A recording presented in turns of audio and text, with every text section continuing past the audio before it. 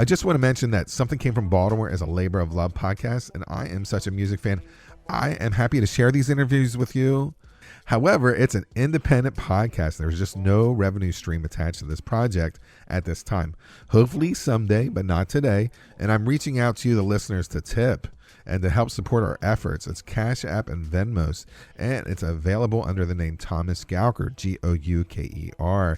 And if you don't have the money, and I know I don't either, I know times are tough, subscribe to the podcast. You make comments, and then you rate Something Came from Baltimore a 5, please. What this does, it helps drive future advertisers to the podcast. In 1990s, swing music made a comeback on the charts with Big Bad Voodoo Daddy, Cherry Poppin Daddies, and the Square Nut Zippers. Swingadelic is a jazz blues ensemble founded in 1998 in Hoboken, New Jersey. And while they tour the earth, they are the house band of Swing 46 every Monday night in New York City. When they are in New York City, it's a 10-piece band, a baby band. And when they're on the road, it expands. And when they are in the recording studio, it's nothing but a party.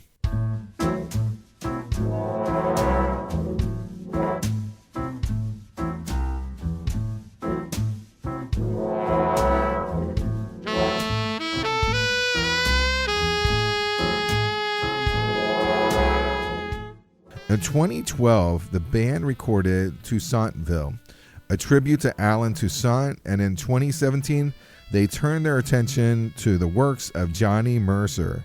That album is called Mercerville, both recorded on the ZoHo label. But they're back, and they're back with a new album, and this is called Bluesville, also on the ZoHo label, and it's just what the doctor ordered in this time of crisis. It swings, it's funky blues, and I can't wait to chat with Dave Post to see how he's able to juggle this big band and also create this great music. Before we talk to Dave Post, let's listen to the song The Late Late Show.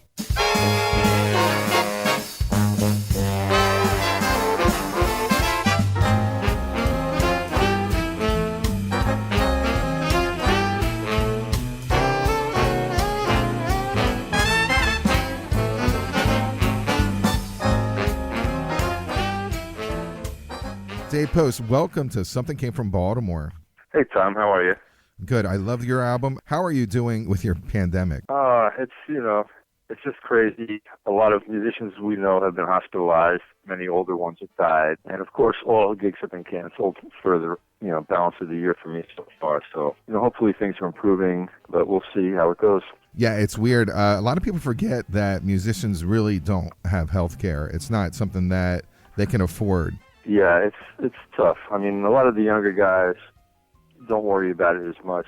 I'm fortunate enough that, my wife has it and I'm on her plan. And a lot of the younger guys who teach, if they teach, a lot of them are weathering the storm, but a lot of them really didn't have that as a plan. They just were doing live dates. You are the band leader, and you are working with, on this album, it's over 20 people. How do you get all these musicians together? How does that work? Well, from playing for years and leading this band for 22 years, you just, know so many musicians. We're here in New York where, you can't throw anything around without hitting another musician. So you used to know a lot of guys, and a lot of guys work with us because we have a, 10-piece big band that used to work regularly on Monday nights. So a lot of people cycle through that and sub for that. A lot of guys do Broadway, and they're dark on Monday, so we get them. It's easy to get the guys, and they're all great musicians. Of course, they're fantastic. What's your story, morning glory?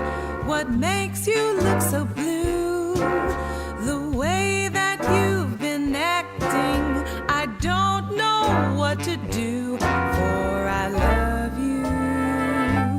Sure as 1 and 1 makes 2. What's your story, morning glory? Got a feeling there's a lot you're concealing.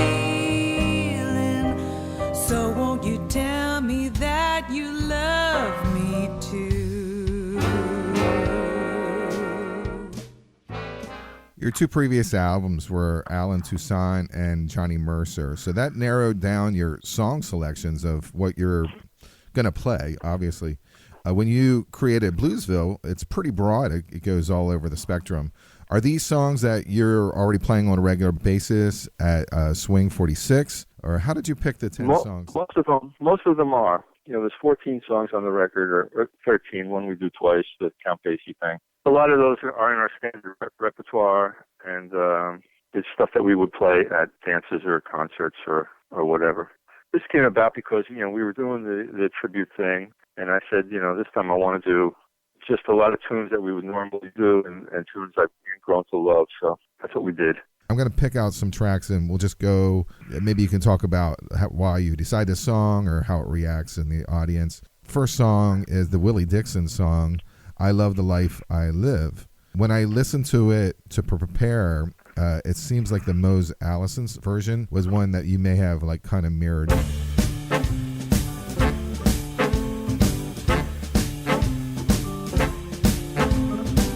I see you watching me just like a hawk. Well, I don't mind the way that you talk.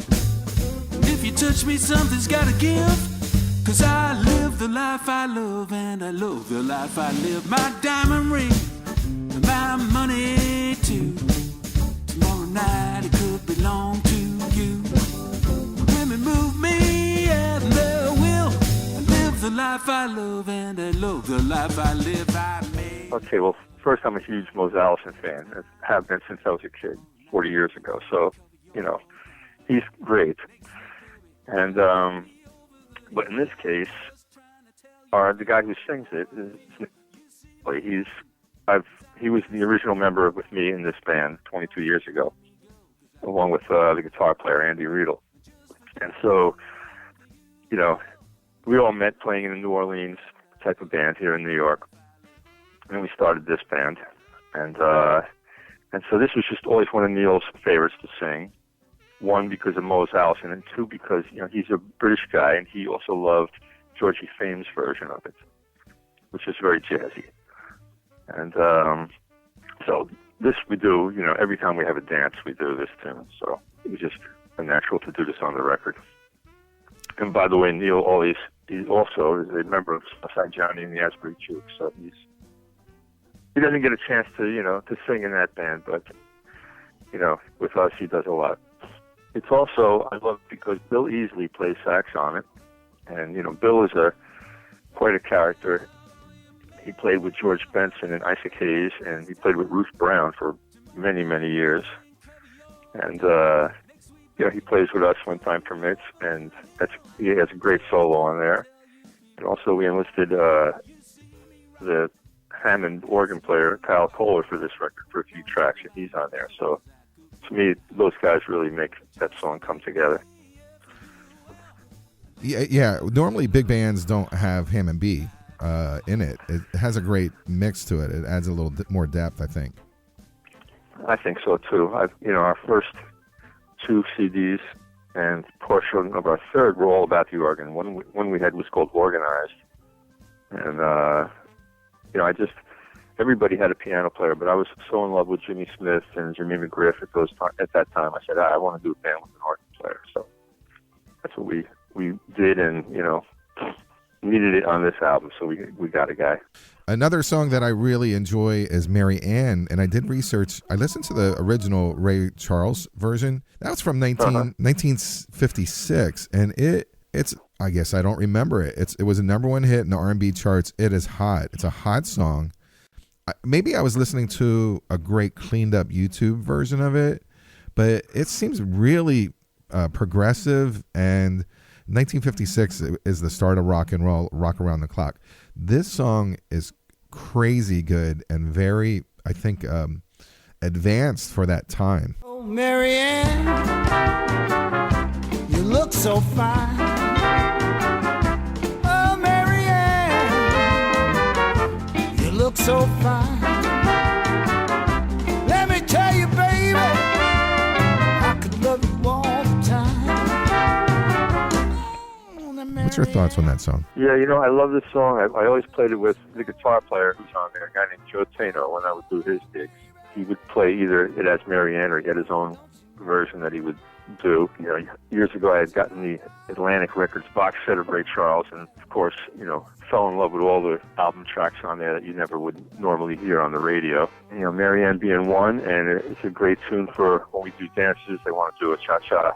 You know, boom, we bring this out. The Parchman Farm is a Mose Allison song from 1957 from the album Local Color, and it was originally done by Booker White. 1937, he was jailed in prison at the Parchman Farm in Mississippi. In 1940, he released the song Parchman Farm Blues, and it was a big hit.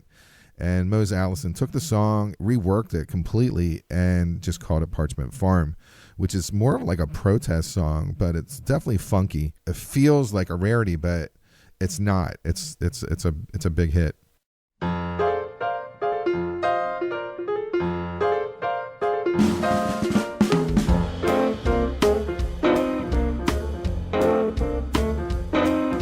Sitting over here on Parchman Farm,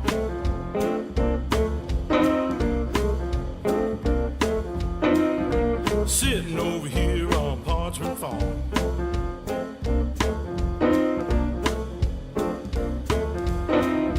Sitting over here on Parchman Farm, ain't never done no man no harm.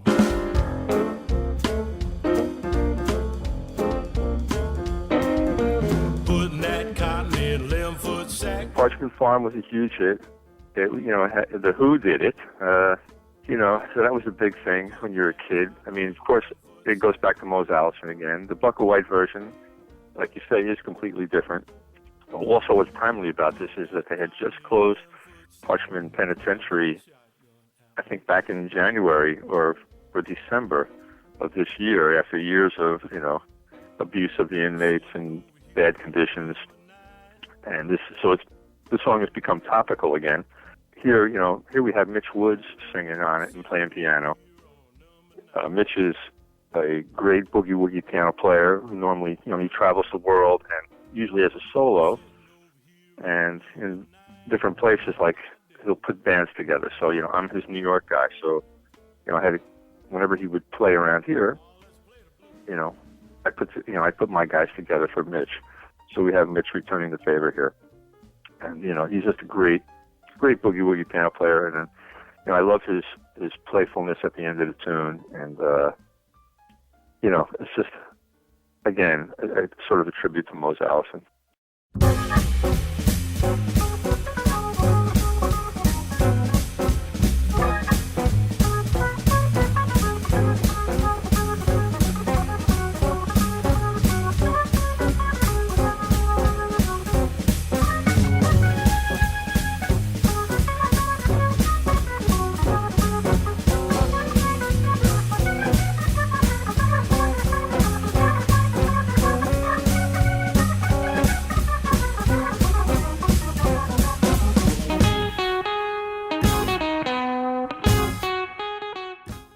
Riffin or McGriffin? That's original, or is that a song from? That's an original tune, and I got an idea and inspiration for that after listening to Jimmy McGriff's "All About That Girl." And it's just a real, you know, up-tempo organ shuffle, and you know, I would hear it occasionally on the radio, or they play it at the club I worked in a lot, and I just love that groove. And I got together with guitarist Andy Riedel, and I said, "Listen, I want a guitar feature in this with this kind of groove." And he came over and we just pieced it all together, and you know, boom, done. While I was listening to your album, I was doing my daily walk, and the song, I thought it was saying "You're Home Bugging Me," and I thought, oh my God, this is a great song for the COVID-19 pandemic. And I was like, "You're Home Bugging Me. This is a perfect song." It's "You're Hum Bugging Me," which is a Lefty Frizzell song, and it wasn't even an A-side. It was from 1958. This song is a big hit, recorded by Johnny Winters, Fabulous Thunderbirds, Loggins and Messina, Eddie, and the Chief Clearwater. This is kind of like a country and western like boogie for you. Well, it's, you know, I would call it a Chicago shuffle, the way we did it, and you know, we do it that way because, you know, our guitar player Andy sings this and plays on it, and so when we would need that kind of groove at a dance, I'd say, give me a Chicago shuffle. He'd always pull this one out. And of course, I love the Thunderbirds version. That's probably where I first heard it. My buddy Eddie Angel, like you said, did it with Eddie Clearwater. I had known Eddie for years. I produced his first 45 before he even had little straight jackets. And so, I love that version. The T-Birds thing really rocked me too. So I was very happy to have this on.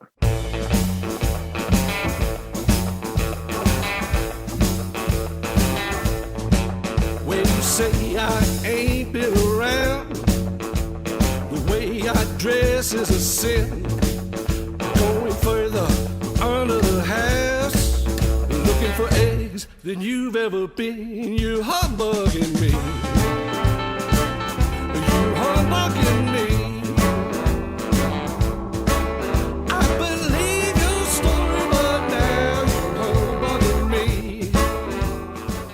Ladies and gentlemen, what you're listening to is Swingadelic. And if you're visiting the New York area, try to add them to your list of things to do. The album's called Bluesville, and it is on the ZoHo recording label. Dave Post, thank you for joining me on Something Came from Baltimore. Hey, Tom. Glad to join you here. Something came from Baltimore. Something came from Baltimore. Something came from Baltimore. Hi, it's Tom Gauker, and I am the host of Something Came from Baltimore. Something Came from Baltimore is a words and music podcast, and it has famous and future famous artists like Sean Jones, Rupert Holmes, Auntie Hammy, Joey DeFrancesco, Go-Go Penguin, Joey Alexander, Bucanti, Gerald Albright, Paula Cole, and Kat Edmondson. It's music that matters. It's music for your ears. Listen and subscribe to Something Came from Baltimore and be a part of that Be More music scene. Something came from Baltimore. Something came from Baltimore. Something